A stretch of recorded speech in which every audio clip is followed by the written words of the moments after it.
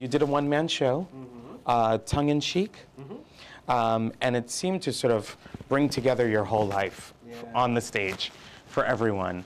I wrote it. It went through a lot of different, versions. I think that I wanted to set the record straight because after getting sober, you don't announce, hey, I'm sober, So I wanted people to know where I was. I wanted people to enjoy where I was in life. So I wanted to write this show to say, we all know this is true, and this is what happened, okay? Let's hear it from my words, not the newspaper, not the news. I just wanted to say it myself and tell people where I am now.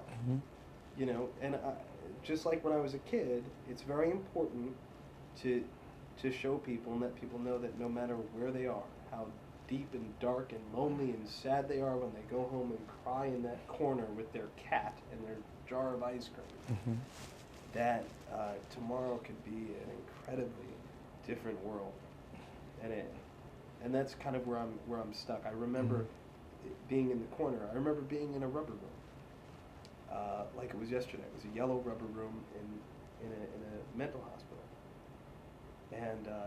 And I like that memory. It's not a bad memory because when I come home and I meet people, I just remember being in that small rubber little yellow room. You have this film out, The One. I've had a chance to screen it and loved it. I thought it had a lot of depth, a lot of character. There were so many crazy relationships intersecting at that point. You produced it? I produced it. Okay. Kate Gentis is the writer. Okay. The director. And you co-starred. So tell me about The One and how it came to be. The One is a quick-witted romantic comedy. You were ready. You were ready. About a man who has everything mapped out for him. He's got a beautiful wife. He was a star lacrosse player in college, and he runs into a guy from his college years that he completely falls for on a different level, emotionally and physically. So The One is really about who the one is in your life. And if you have these walls that come up that say, I've never felt this way about another human being, but you happen to be a guy, what do I do? And that's what the movie's about. You can be, it's this fear of, if I'm gay and I'm with you, does that mean I have to wear sleeveless shirts and go to clubs and get my eyebrows done all the time? Does that mean I have to do all the gay things that come along with it? Which has always been something with me. I don't do any of that stuff. I don't like that stuff. But I'm gay. So this story tells is a movie about not gay people, but people who happen to be gay.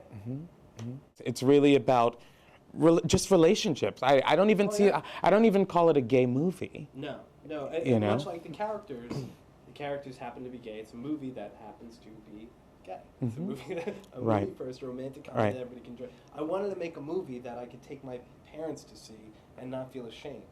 I wanted people to see a movie that men can see on a date with a girl and not be like, oh dude, it's two guys kissing, dude. It's not about that, this movie. It's not a big, it's about the relationships. I would like straight men to see this movie. I would like any man to see this movie and just for a moment think, okay, it's not out of the realm of possibilities, that we're all capable of certain things. Steven's fun. Steven's a great character for me. I'm not suited to play a lead.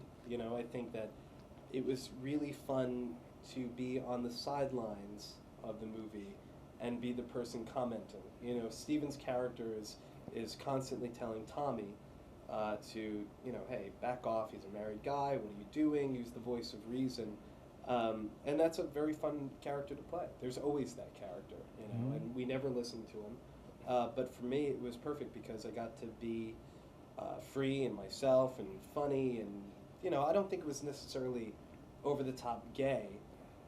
I just think that I was portraying many people I know just like that. So to me, it wasn't over-the-top gay. It was just I was doing a role. Right. So in developing the film and producing it, did you get a lot of support? I'm not one to necessarily camp and look around for support. Okay. I think that if you have an idea and you are sold on it, that it's far easier to gain support when you're not asking for it and you're going full force ahead. Okay. I have a business plan. You can approach it like a business. I have a business plan. This is what I want to do. I want to shoot it by here. I want this done by then, and I want to have it out within a year. Now, so far, we've met all those requirements. We're one of the few movies that are being distributed and made. I mean, anybody can make a movie if you have a couple dollars on it.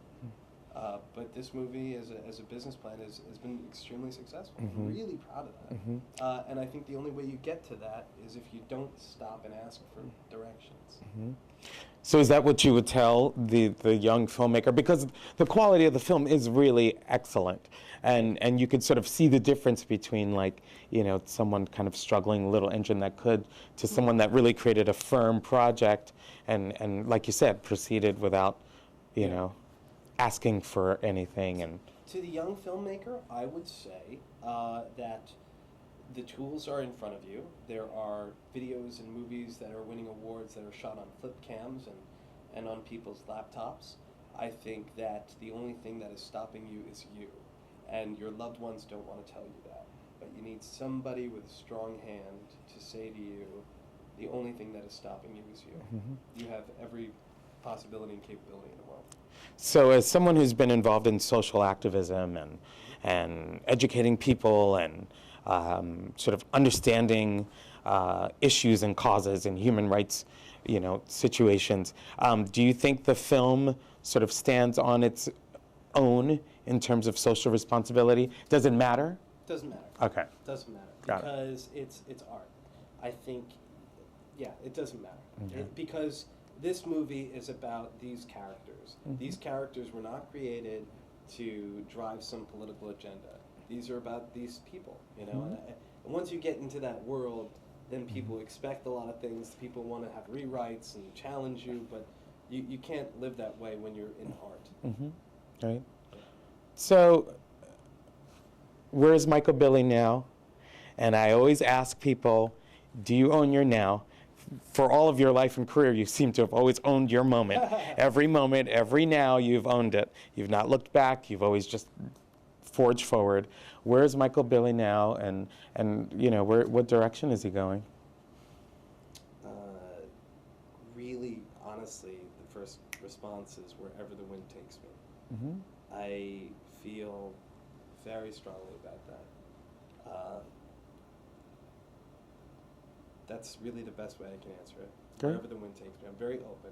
You never know. I mean, I love music. I love producing film, plays I've produced. I just, wherever that energy is, like I said, don't ask around, because people will screw you over. They're not you. There's something to be said for, let me quickly say this, the brain is a remarkable piece of equipment, and it's so personal and so individual, and it boggles me that people don't trust their own mechanics.